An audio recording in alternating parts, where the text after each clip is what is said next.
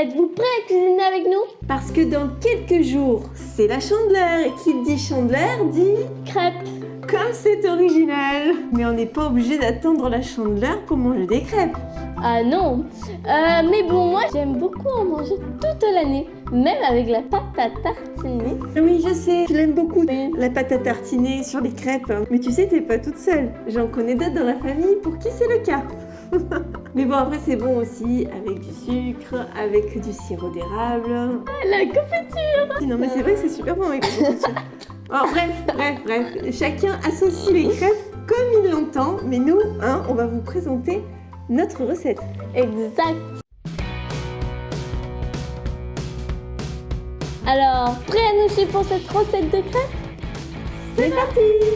Pour cette recette sans gluten, sans lactose et sans grumeaux, Voici les ingrédients qu'il nous faut pour des crêpes légères, savoureuses et moelleuses. il nous faut de la farine de riz, de la fécule de pommes de terre, des flocons d'avoine, de la farine de maïs, du beurre, du lait de soja, de l'arôme de vanille liquide, du sucre semoule, des œufs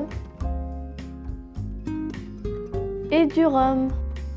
Pour commencer notre recette de crêpes, prendre une casserole, y déposer le beurre, puis y verser le lait de soja.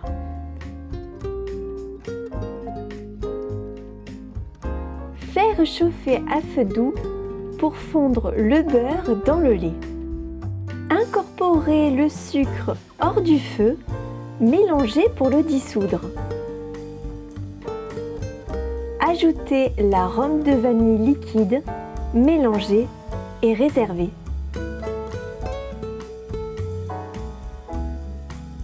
Dans un cul de poule, casser les œufs entiers.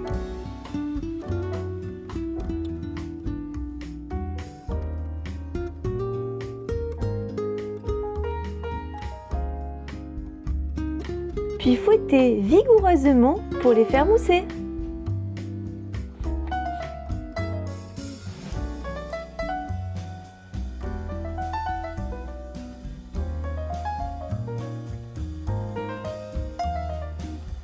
Incorporer les farines les unes après les autres, c'est-à-dire la farine de maïs, puis la farine de riz et la fécule de pommes de terre, en pensant bien à mélanger au fouet main entre chaque ajout pour éviter les grumeaux.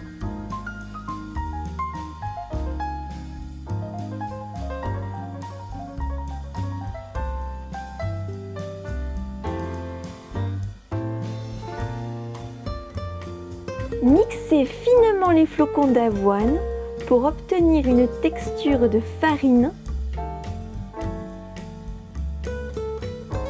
et incorporez cette poudre au mélange précédent qui contient les autres farines.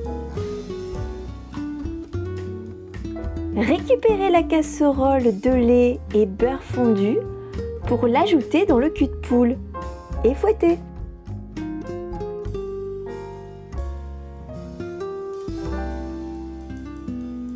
Pour finir, introduire le rhum pour aromatiser la pâte à crêpes.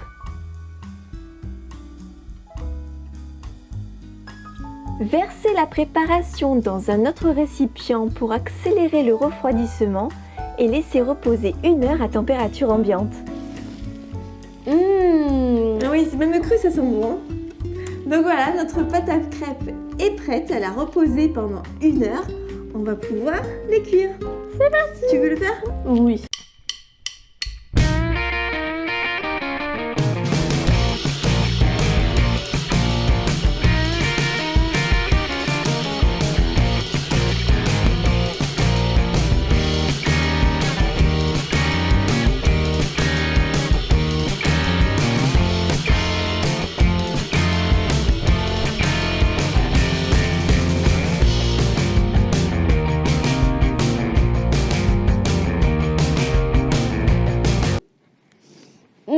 Ça sent super bon et ça a l'air meilleur que cru. Hein.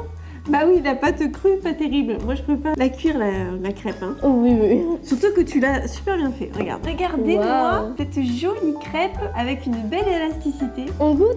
Ouais, alors toi, tu mets quoi? Je vais d'abord goûter nature. Ah, tu t'y mets à la nature. C'est super bon. super bon. Mais écoute, tu as quand même le droit de te mettre de la pâte à tartiner. Et toi, que vas-tu te mettre? Eh ben écoute, moi je vais essayer avec un peu de sirop d'érable. Et vous? C'est à quoi que vous les aimez vos crêpes?